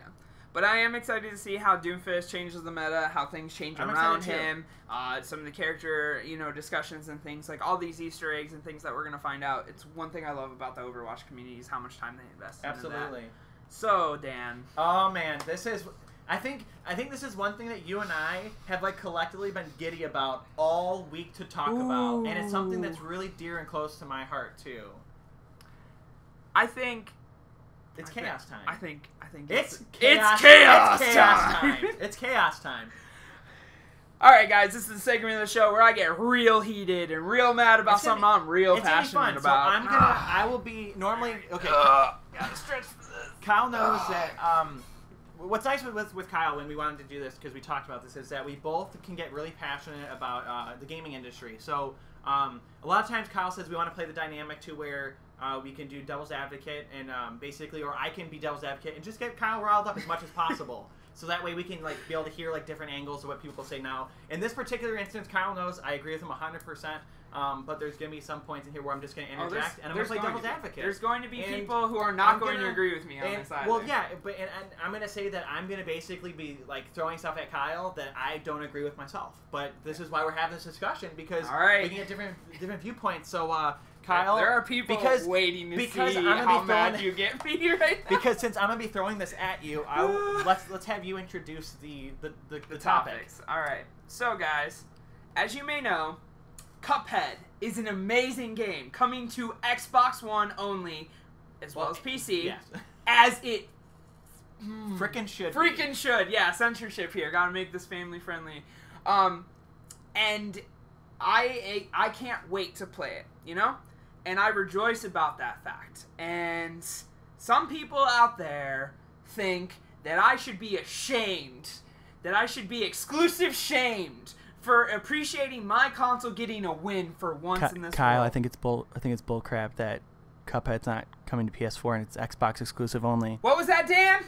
I said it's bullcrap that Cuphead is only Xbox exclusive and won't come to PS4. I think it's crap. Are you butthurt that you're 2-to-1 console sales and you still don't get a good game? Is that? Does PlayStation owners not have enough good exclusives like Horizon Zero Dawn, Persona 5, God of War? There's too many! The Last of Us. There's too many! And like, don't get me wrong, I think Xbox One has great exclusives. We have Halo, we have Forza, we have Gears, but like we've had those again and again and again. And so we finally get a good exclusive. We finally get a good exclusive. Just great. like when we had Limbo it to start. Beautiful. Like when we started with Limbo, or when we were the first to have Castle Crashers. Like, Xbox has always been the home of these amazing indie games. Yet this time, this generation, we have to be bastardized for holding that game to ourselves? Like, no. I cannot and will not stand for this. Amazing games are made exclusive on systems all the time. Just because your system is 2-to-1 doesn't mean that you earn the privilege to cry as a community base to get this game to be exclusive. Or not exclusive for your system, and it never will be. I swear, I will be so mad if Cuphead ever comes to Sony at any point in history. So here's actually, like, the community doesn't deserve it. Get ready to get triggered, because they said that Cuphead will be only exclusive to Xbox, but they said future sequels or titles may not be exclusive. That's fine. Okay. That's fine. Okay, cool. But the original Cuphead can never touch that system. I feel like they're going to kind of pull, not pull, but they're going to do exactly what Titanfall did. Yeah. Titanfall 1 was exclusive to Xbox One. Yeah. And then they're going to see how it goes, and they'll unless Microsoft throws tons of money at them, they'll probably do multi-plat with a sequel, if they do a sequel to Cuphead. Or at least, you know what, and I'll allow this. I'm going to retract a little bit of my statement. If Microsoft puts it out on other consoles, as long as it's the publisher. So y'all have to pay Microsoft a little bit of that cash to get your game. I'd be okay with that too, because I'm okay with Minecraft. But it's just like, and it's this media bias though too. It goes past this community. It really is. It's PlayStation does this. Oh, look at all these amazing exclusives on PlayStation. Even though we said, who cares about indie this year at E3? Microsoft stands behind that, introduces a bunch of new indies. All day. Indie, all over the place, showing mad respect for raw games, not just the Call of Duties, not the Destinies, not the AAAs, but everything. They showed everything. They respected every gamer on that stage, and then they still got slammed for not doing enough. The Xbox One X is too expensive. Cuphead's an exclusive. Woe is me. Okay, real quick. Ooh. Okay, I'm gonna rant for just 1 second. Oh, you got an opinion? Okay, it's not the day. Oh. Oh man, it's chaos right now. It's chaos. This is what pisses me off about this whole situation is that it makes me so mad that all these industry experts for months before the Xbox One X was announced, they say premium console $499 is about the right price. Everyone knew this is where we were gonna go. Yeah. Microsoft comes on stage and says, "Hey, this," and then every piece of media, it's too expensive. There's not enough there for it. Even the Xbox fanboys. This is why the Xbox One X is going to be an amazing console because it's not just first-party exclusive titles that are going to get the 4K treatment. It's third-party as well. Yeah. Metro Exodus, like Deep Silver, and I can't remember the exact company that makes it. It's who makes Metro? 4A Games. Yeah. They said, look, we're going to give the 4K treatment because we know we can make our game look that good. And the fact is, it's I don't understand how people don't get it. Like, this console is not going to be what puts Microsoft back in the fight against Sony. It's not meant to be, Phil Spencer though. said this is the premium console for gamers who want to get 4K. You want rich graphical fidelity, this is the best place to play. If you don't care about 4K, buy an Xbox One S. Buy the original Xbox. We know this isn't going to sell as consoles, but this is what we want to put for there. There's a demand there, and we want to meet that demand. They're putting experience in front of price point. They're putting experience in front of consoles sold. It is not... And like I've said many a time, when they open this floodgate, when they truly make your PC run as an Xbox, they won't care. Their install base to capture software purchases on their store without you going to game software. They're cashing. Like, people need to wake up. They don't care. They do. Microsoft can run so much money off this. Microsoft cares so much, but they don't care about the console sales. Yeah, they do. I'm sure some shareholder, some person in a room is like, we only sold 3 million of these when we needed to sell 8. Yeah, but you know, Microsoft as a whole, they're raking in so much money from their software sales. It doesn't matter about the console sales, and that's the thing people don't understand. They're like, oh, Microsoft's hurting so bad for money. Honestly, they're not. If they were hurting bad for money, they would have taken a loss on this console and put it up for $399. Exactly. If they were that painful. If this generation was hurting there's that too much. Many people out there who believe that Microsoft is the one who's really truly losing here. And granted, sure, they might be losing in terms of sales of consoles. And they're only losing in comparison. Everybody's winning. Everybody is selling new numbers. Exactly. Except for Nintendo. And it's hard for Nintendo to do that because the Wii was an anomaly and it's the fastest selling console in history. Exactly. So it's like Nintendo is its own worst enemy when you're comparing sales numbers. But like every console has been infinitely more successful than last generation when you compare that console to its own family sales. The Xbox One has already outsold the Xbox 360. Yeah. And people still think it's not that good. Like, they look at it saying it's terrible. The Xbox lost. Go home. Let's be real here. Like, Xbox One sold more Xboxes than 360. Sony, they did good this year. Not this year, but this generation. They outsold their PlayStation 3 by a league and long shot. Yeah. But you want them to because you don't want to see gaming companies go under. Like, it was hard when you saw Atari went down. Like, it was one of the toughest. It was tough because... It sucks when you watch any giant or somebody who was so well-respected and regarded and the loss of all those jobs and stuff. You never want to see it, but, it was time to go. But yeah, no, I totally know what you mean. Like, it sucks to see that kind of stuff happen. But it's like, what people don't understand is that people get so wrapped up in the us versus them or Xbox versus PlayStation. It's like, dude, look, they're not paying you to go out there and spread their name and talk about how good they are. Trust me, what you need to do is let them fight themselves, because they're going to innovate and make better content. Is the best it's thing the for best the thing for us. If people say Xbox should just drop out, if Xbox dropped out, PlayStation would turn into shit. I'm just going to say it because there's going to be no innovation. There's no reason for them to push harder because there's no one to fight against. Who are they going to fight against? Nintendo? Nintendo can't even compete on the same level as Sony. And the irony is Nintendo's not even playing the same game. And I'm more and more thinking that Microsoft is not either. That Sony is the only one really trying to be the staple in the console market at this point. It's true. Nintendo is trying to capture more handheld and still keep their foot in, give the gamers what they want and still have that TV experience. But they designed that entire device to be picked up and taken somewhere. Yeah, but you know what, though? It's one hell of a machine. It is, and more and more, I come to love my Switch in ways that I didn't think I was going to when I originally purchased it, or ways that I hesitated before pulling the trigger. I see people bring it to work, and they'll sit down. Hey, you want to play Mario Kart with me? And I'm like, sure. I'm like, I'll take a quick 15, before, right? Like, get the Wiggly card out. Yeah, dude.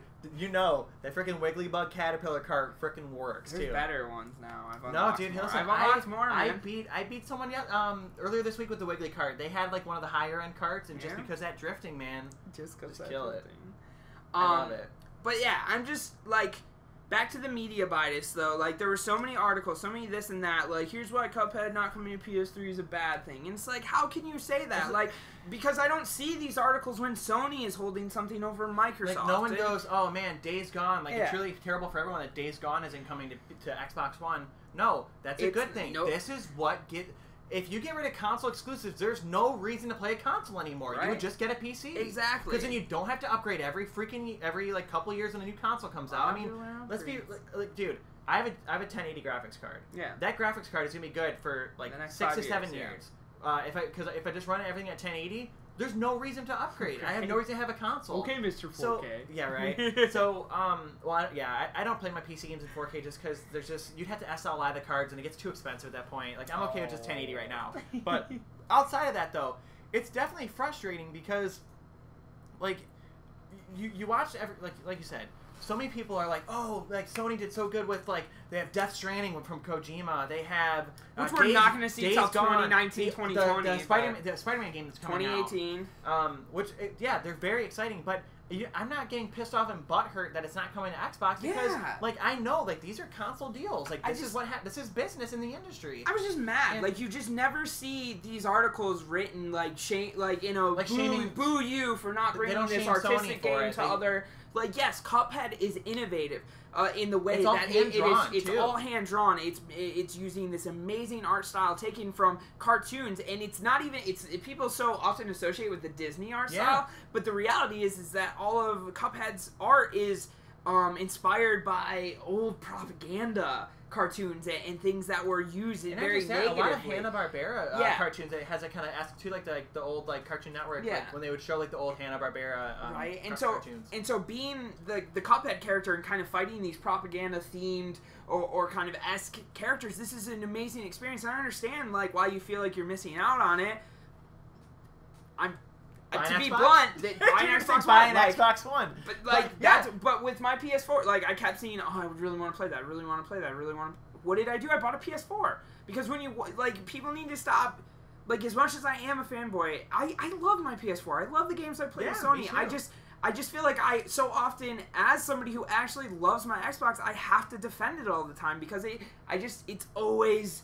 This shit at the bottom of the hill. It's way too there's a lot of bias towards Microsoft. It's like I don't need to defend my PS4, so I don't talk about it. Yeah, and like to put a staple onto it, I mean, like to be 100% honest, some of my favorite games like PS4 so I'll say the two games right now the one game I played through, Persona 5, it's definitely one of my like top 3 favorite games, if not my number 1. And right now I'm playing through Horizon Zero Dawn, which is the most visually pleasing game I think I've ever played. Yeah. In a long time. Just because, I mean, sure, some games can get the graphics really well, but when this game's graphics are so good to where, like, you're looking at it and I'm feeling like, hey, they almost look like they recorded a person, like they recorded Aloy as an actual person to an extent, and she's just running around in, like, a simulated game world. It's like, am I actually controlling the character? Like, is this really happening? But I never would write an article. Yeah, I wouldn't be upset that Microsoft doesn't have it because I know Guerrilla Games is a Sony company. I would never, ever in a million years expect they would bring a game to Microsoft. Maybe they will one day, but you just don't expect them to. And I'm not gonna get mad because they don't. It's just it's illogical and it's irrational to do so. Yeah, I'm just so sick of it. Like. And it's on everything. It's just everything Microsoft does. Everything Xbox does. It's just... It's just... There's got to be a point to where people have to stop being fanboys and just congratulate the other side. Like, just look, like, you guys finally got, like, hey, Microsoft is finally getting a really cool game. Like an original game that has there's nothing like it on the market right now. Right. So... rather than being all pissed off and angry, be like, hey, you guys finally got a good game for your console that you guys have been worried about exclusives for. All you ever hear Sony, like, people talk about, good luck with your Xbox because you have no exclusives. Yeah, you're absolutely right. There's no effing exclusives that are out besides I don't agree with that either. War, Forza. Those, okay, besides your basically Microsoft's Quantum Break. But you see, ReCore was just okay. Still it wasn't an a great exclusive. game. True. And there's a lot of Sony exclusives that turn out to be just okay too. Quantum Break did actually pretty good. Yeah. So it didn't sell well, but it didn't sell well. But well. it did really good because a lot of people know, especially with Remedy. Remedy can make some really good games. Yeah. And then the Rare collection. Yeah, and that was really good too. But it's frustrating because Sony does get a lot of big AAA titles. Yeah. As exclusives, and then Microsoft gets a really cool indie, and everyone loses their shit about it. Yeah. It's frustrating. It frustrates me just because it's like... Or it's like in the way that Microsoft has embraced the indies too. Yeah, like it's good because like some of the best games that get reviewed are indie games. Like Ori and the Blind Forest is not a AAA game. No, and that's it's also another exclusive that we've locked down too. Critically acclaimed, and I know so many people who told me like when we watched it at my house before we played Dungeons and Dragons, like I'm crying. Everyone's like trailer. Everybody's like tears about it because it's so like heartwarming and it's so like heartfelt, and it's just like that's why we do gaming and stuff. But like to get too irrational about like, oh, I'm mad because this one game's not coming over here. And, of course, like, some people say, well, don't make the argument, buy PS4. Okay, well, then don't bitch when it doesn't come to your console. Like, just deal with it then. Like, I knew, like, the moment the new consoles came out back in 2013, I was like, look. I'm going to have to buy both of these. I knew it. When I saw Destiny, I'm like, I need to get that on my PS4, even though I got it for my Xbox and I hated it. I didn't hate it on my I didn't like it on my Xbox. I liked it on the PS4. But that being said, I just knew, like, I needed both consoles, and what I did, I just saved up. I pre-ordered my GameStop, put money down as it came along, and that way when they came out, I had the money in my hands right away. Like, and some people say, well, I can't do that. Well, I get it, then it's not for you then. But if that's one of those things. And I mean, like, I don't want to get into that. Like, I'm privileged to own all the consoles that I do. I don't want to like that. I don't want to get into that. Like, sucks to suck. Right. Sorry, make more money. Yeah. Like, Sony obviously learned their lesson when they said you'd get a second job to pay for a $600 console. Yeah, I will, and I want to be conscious of that. But at the same time, like, to a degree, and this is part of why this show exists, is that it is your responsibility to seek those opinions, to research, to find the kind of games that you would like to play, or at least seek opinions on games that you think you might look to play. And so without, the work of a podcast or a review or an article or the opinions of people who are playing these games, how do you know what to get? And so I think some people maybe felt burned because they got an Xbox One and they like what's on the PS4 more. Yeah. Or maybe it's now the PS4 people who bought it because all their other friends bought it, and now they're kind of like seeing the grass is greener on the other side, but they're like, I can't afford another console. Sure. And it's just, unfortunately, that's the way it goes. If somebody buys a PC versus a Mac, if somebody buys an Android versus an iPhone, you always leave something on the table when you go you're always on a different thing. You're always making some sort of sacrifice somewhere down the line. Yeah, so it's like that. It's as much as like, I'm not going to say, oh, boohoo, you can't afford it. I will say, though, it's your responsibility to know what you want, and also to understand that when you're buying a system, you're also buying into a company's vision, and the kind of games and experiences you're going to have on that system have to align with that company, and you need to look at that company too. And that's why I buy my Xboxes. That's why I stand by Microsoft so firmly, because I'm looking at that company's vision, and even if it's not with the games, they're giving it to me with the service. So, well, no, I think you touched on a great point there, because the way I look at it too is that being responsible, figuring out what you want to buy, it's huge. I mean, it's the biggest thing ever, because, like you said, you're buying into a company's vision. And between yourself and I this might ignite some flames for some people who might not like it. Sony pretty much basically said they didn't care about indies. At E3 or at least this year. At least this year, they said they built their life off of it and then cast it away because now they have their 2-to-1 in sales. And Microsoft knows a good idea to get people into Xbox One is to do indies because it's lower cost games. We're seeing a flip script. But it's good though, because like we were saying, some of the best games that you get to play are indie games because they're not AAA. They get to tell the story that they want, and they don't have a publisher breathing down their neck saying, "All right, this is what we want this to be." Oh, the next Battlefield game better have this because like this other game had this, and this, and this, so we got to do this for this one. Right. Make sure it's a step up, and make sure it's on Frostbite 4 this time, and. They're not beholden to that. They can tell their story how they want, and their entire vision. They go around the budget that they set for themselves, and the deadline's not the same as what they get hit with like a AAA studio. So, I mean, to me, the indie experiences are where innovation happens. Yeah, and seeing companies like when we look at the Last Night, for example, like how awesome it looks, like Cyberpunk, Blade Runner. Like 2D, but like 3D at the same time with the pixels. I'm so excited for that. Yes, I'm really excited too. And like when I saw Cuphead, I'm like, this is the most unique game I've ever seen. And their game. And then when you hear it's hand drawn, I'm just like, how do they do it? Right? Like, how did hand draw make it work? But yeah, there's that appreciation to it, and it's just, I don't know. It's frustrating. It's so frustrating because, like, you don't want to fanboy and then just rage out like people do, like the keyboard warriors. There we go. just planting the seeds. I'm like trying to like get you. I'm trying to get you going just a little bit by throwing little things out there. Might spark the flame a little bit. But no, this.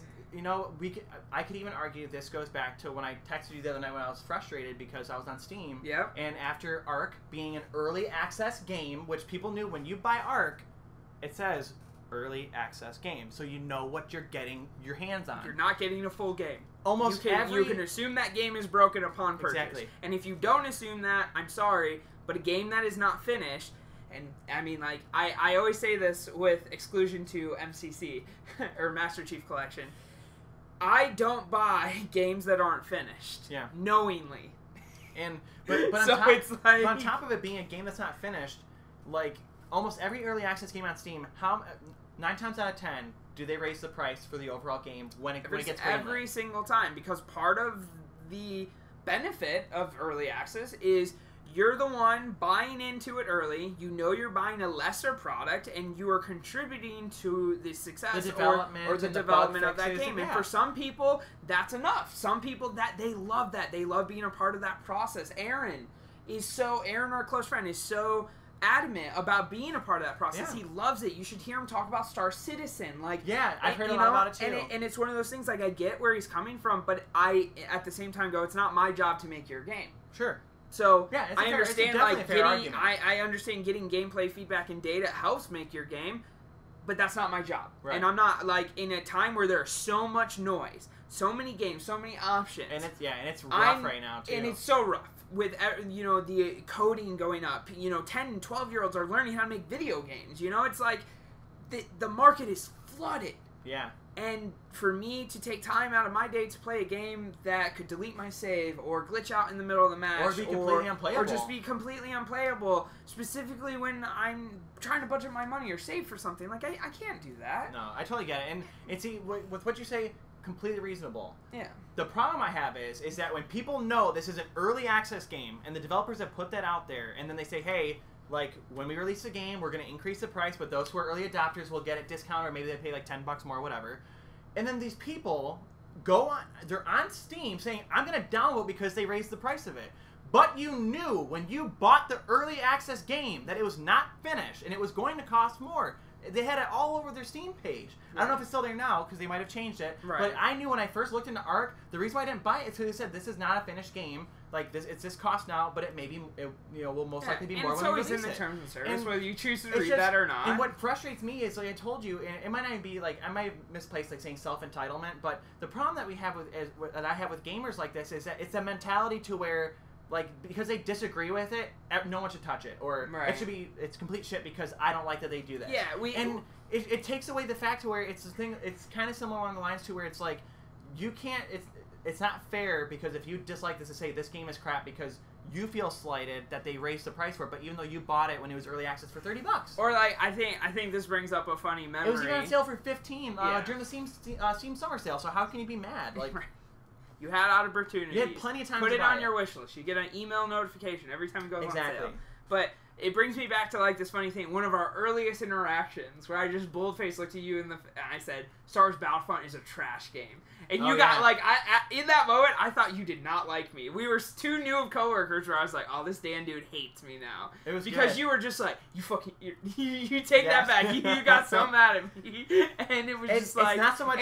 But it was a trash game. Just like, it's not so much as the game itself. It's my love for Star Wars. It's why I would defend it to the end. Which it was really funny because earlier in this podcast, you were talking about how they slighted a lot of gamers. The season pass wasn't good. And I'm like, where was this Dan when I said the game was trash? I was so pissed about that season pass with EA. Like, that's why, like, right now with Battlefront 2, like, I feel like they're getting it right. They realize, like, hey, like, and the reason why this is my biggest gripe about it, besides the fact that it was lacking content and, like, a single player story and, like, just the multiplayer, like, felt a little dry. Yeah. It just, like, you can't milk the original trilogy era. You can't, like, the Rebellion, like, era. You can't do that. Like it's overdone. Like, it's been done. I think the first Battlefront didn't even have anything from the prequel era. I think the original Battlefront 2 had it like the prequel era. But it's already been done before. You don't need to keep rehashing the original trilogy. We all know what we fell in love with. You don't have to make us fall in love with it again. Right. And I feel like now, I mean, granted, we already saw in the trailer for Battlefront 2, they have Hoth there, so Hoth is coming back. So you can even argue it's been overdone too much. But like me, I like Hoth, and it's a corner show. And seeing it get updated, of course, in a newer version to where they're gonna update the way that the game plays, they're gonna update the weapons, they're gonna make sure there's more content in there. There's better ways to spend your points, that's not anything I broke an NDA. That's actually like on the internet, which is cool. Okay. But to see I was how about to be like, oh yeah, are we getting carefree? Yeah, no.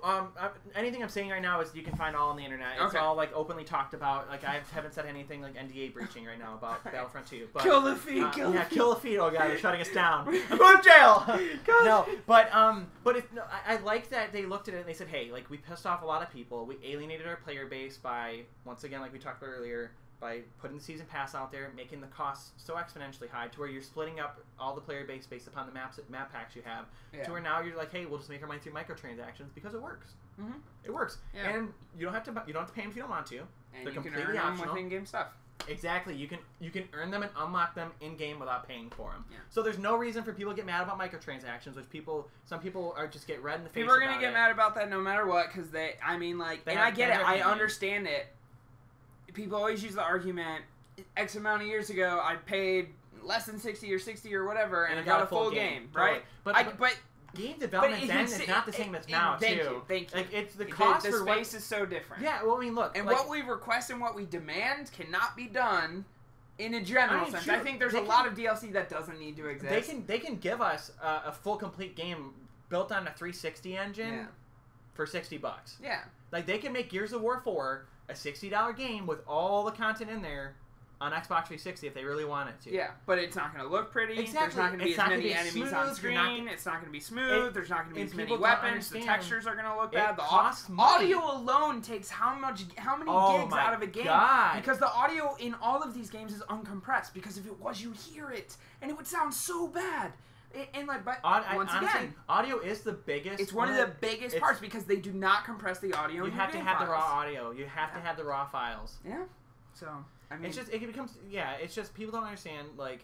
And the casual gamer. I want to say, like, people don't understand, like, you damn peasants, but it is a matter of education. It's a matter of discussing. It's more the casual gamer. The casual gamer. They don't look into this. They go to IGN, they read the headline, and they don't, they're maybe not taking those deeper dives or listening to the gamers or like the press conferences or GDC or listening to the developers talk about how these games are made, some of the challenges that they're facing with hardware limitations, like all of this wealth of knowledge that that I'm putting out here. Like, I've spent a lot of time to listen and to hear that, and I've earned the right to know this. But it in a way, it's also, I feel, my obligation to inform other people of some of these challenges too, because it's so easy to get very passionate, very upset, very heated about something when you don't understand how it works. We see it every day.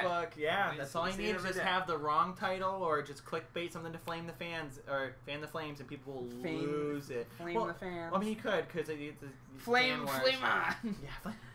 Yeah, it's a slippery slope sometimes, it's like we were saying, the casual gamer doesn't do that type of research because they just go off of what they hear a lot. Where's my Call of Duty and my Madden? Where are my friends or playing? Or where's my NBA 2K? Or where's my whatever. That's good. But more importantly, where are my friends playing it? And like PS4 and all that. For people. Like, it's not like that's when people don't understand. Like you were saying, like they don't look into it. So you could say they're ignorant of it because if they don't look into it. But that's the problem. And like, back to this main point, that is the problem with these clickbait titles that shame a company for their exclusivity in the headline. Polygon. What is the exact headline for this Polygon article that I'm referencing to? Cuphead won't be coming to PS4. Sub-headline. It's a Windows and PC, Xbox exclusive, full stop. Like, we didn't know that already. Like, we're stating the obvious as a headline here, and let's see, and readers and fans are upset. Like, I don't understand. I don't get it. A reader asked if the game was 100% lifetime PC Microsoft exclusive, to which the Cuphead team ended up saying, yes, this Cuphead game is exclusive to Xbox and PC, with Steam and Windows 10 versions available at launch and GOG release. likely shortly after. They will have a Mac version down the road, potentially a Linux version beyond that, unless, of course, they lose their what did they say? They lose their house or whatever. Yeah. Basically, like if they get bought up by Microsoft. Yeah. Which or not even that. Which Microsoft might do though. But they do own the IP, and that's something new, important to state. Like you said earlier, that it insinuates that if they own the IP, they will have the right to continue to make still own it. make other Cuphead games. And I guess the workaround, though, the trick to this, as I've seen it in the past though with a lot of these indie games, is that they own the Cuphead IP. So basically, if they release like other content though and call it a different thing, they could technically release the game on another system, and it would be like the Super Edition. Sure. So it's like we saw that with Guacamelee. That was a PS Vita, PS4 exclusive. Then Guacamelee Super Edition. Melee Turbo Edition Super Melee Turbo Edition came out, and it's like Xbox One. Now I can play it on Xbox Gold at that time. Yeah, it was a pretty fun game. Yeah, it's a great game. Great game. Interesting concepts. Love the way they work with the world of the dead, world of the living. Real quick, because that way everyone can know this. Yeah. Until Dawn, if I'm correct, is on PlayStation Plus this month for free. I believe so. Which I've like never sign played in it, your but stuff and grab I love horror games, and I heard it's a really good. It's a good atmospheric horror game where you get to make the decisions and you get to watch it play out. So I think it's pretty cool. Yeah. So I think with that, we've pretty much beat this topic into the ground. What we're going to touch on next week. Yes. So this is something that's okay. So really important to Dan. I'm a little less on it, but this is why this is important to me. Facebook and Google are actually going to be going toe to toe in a protest together against the FCC for the way that they're trying to handle the battle for net neutrality, which I think is really cool. It's happening on the 12th, so we won't talk about it right now because it's way too much to go into, but we'll report on it later this week with the findings of everything that's happened, and hopefully in regards for all of us, we all get to have an open, free internet that's not opened up by regulations from people who don't know what they're doing and putting their hands into stuff they don't understand. Oh, the irony that Google is leading that when 96% of the search index is hidden because of Google, but whatever. but they some of their business practices might be questionable, but they want the same thing that everyone else does. They want open internet because they know it's better for everybody. And I agree. I think net neutrality is something that if you don't have a stance on, I think you at least should. Important to know. You should research it and understand the issue. It affects you either way. No matter how you look at it, that any of these changes within net neutrality affect you. And whether that's how you get your information, whether that's where you get it from, or how quickly you can get it, it's going to it's going to prioritize things in the lieu of the more money you want to spend for things, the faster things can be, and that it's going to change the market in negative ways as well as restrict your freedom and access to things. Yeah, it's basically like, Kyle, you go on Facebook? Yeah. Well, because you go to Facebook so much, I'm going to charge more for that website, just in particular, to speed it up for you. Yeah. It's like, oh, well, but your other stuff that you like to go to, anymore. like your Netflix on here, I'm going to slow it down a little bit. Yeah. So it's isn't Netflix been on both sides of this too? No, Netflix they're on the same side too. Okay. They don't want that as well because they know that that's harmful. I mean, let's be real. Any business that really does not have their head up their ass knows this is a terrible decision to make to regulate the internet that way and not have it be classified in the way that it is. Because just opening it up to where all these corporations can charge to speed up certain websites, it's gonna damage the internet. It's gonna damage, honestly, it'll damage businesses. It's gonna damage our economy in a big way. Yeah. Because it's gonna hurt these other businesses to websites you want to go to. And some of those websites would have to pay extra money to be able to have their websites be sped up, and that's not fair to them. Honestly, that's extortion, and you're monopolizing the internet that way. Yeah, and I mean, back to that original point that we made when we were talking about bandwidth too. It's this scary concept of that they'll see what services are taking up all of that bandwidth. Specifically for gamers, this could have extremely negative impacts on your gaming habits because if they are going to say, well, Xbox Live, man, you're using that a lot, so we're going to throttle it unless you pay this extra money. It's like. And they're probably gonna, if it does pass and all of these things come out, then that's gonna be something that happens before we even get faster internet. So it's like, it's gonna be the same speeds that we're complaining about that we're having issues in the forefront, but to have it with all the time, with more expenses and more things wrapped around it before we're getting infrastructure changes. Frequently too, we're gonna experience slowness a lot more. It's one of those things we're definitely going to be more prepared to talk about the topic, to talk about specifics, laws, people involved in that next week. But it was something that we knew was happening in the next 3 days, and we felt that if you were watching or listening to this, it would be important for you to inform yourself on it, or just better yet, help others around you be informed on it, because this is something that affects everyone. It's going to affect everybody. It affects everyone who can have free access information. To the It affects very much knowledge, and that is something to be important. If you look at the founder of Reddit and a lot of the stuff that he went through, like he's joining with Facebook and Google. Like the founder who died, like who committed. Sorry. Well, Reddit right now, like whoever's running Reddit right now. Yeah. I mean, you probably know who it is, but they join with Facebook and Google as well. They're gonna the big companies I know is Facebook, Google, and then I believe it's Netflix is gonna do it. Reddit's going to do it, and there's a couple other websites. Yeah. But it's good. But it's just like nice people have died for their belief of free information, and the amount of pressure that the government and these companies have put on people who are willing to take a stand for free information and access to it, and the free internet. Like there's been major sacrifices, and it's our civic duty to not let those go unappreciated. So yeah, it's definitely something worth fighting for, especially since we all like using the internet. Right, we're using it right now. The power of the interwebs. Yeah, right. So with that, we are going to end the first podcast of the KHAOS. Woo! If you've made it this far, if you've stuck with us, because I know it's been a little bit of a ride. It's been almost 2 hours here. My very patient, loving fiance at home who's waiting for me. If she's watching, I love you. Sorry it took so long. But if you want to stay connected with us, you can find me, Kyle, on Twitter at KBCooper, zeros instead of O's for that.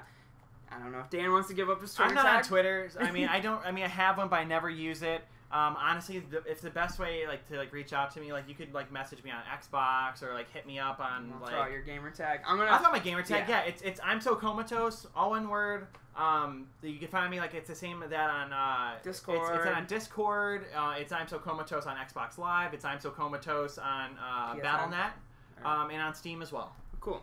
And then as far as keeping in touch with both of us or just community, anybody else you may have interacted with in the chat, we do invite all of you to join the Discord. We do have a Project Forge Productions Discord, kind of the parent affiliation. So though it is not a KHAOS-specific one, we will create a chat for you guys to give feedback, put topics that you would like us to discuss or at least hear our opinions on, and kind of contribute to the show and help us build it in a way. So I will have all of that information in the links below, both in the podcast show notes as well as the YouTube video, and we will do better next week on getting the bot to throw that into the chat while you're watching so more people can get in and interact with that. So there's already some things that I would like to improve about the show. We got caught by a work meeting today, so it took a little bit longer to get set up. Things happen, exactly, but now, we got the first episode out, and the reason why we've recorded it before it was all in a perfect state was that it's just a matter of getting this out there, seeing what you guys think about it, and making sure that natural when we talk exactly and everything too. Which felt good. I thought it felt really good. I did.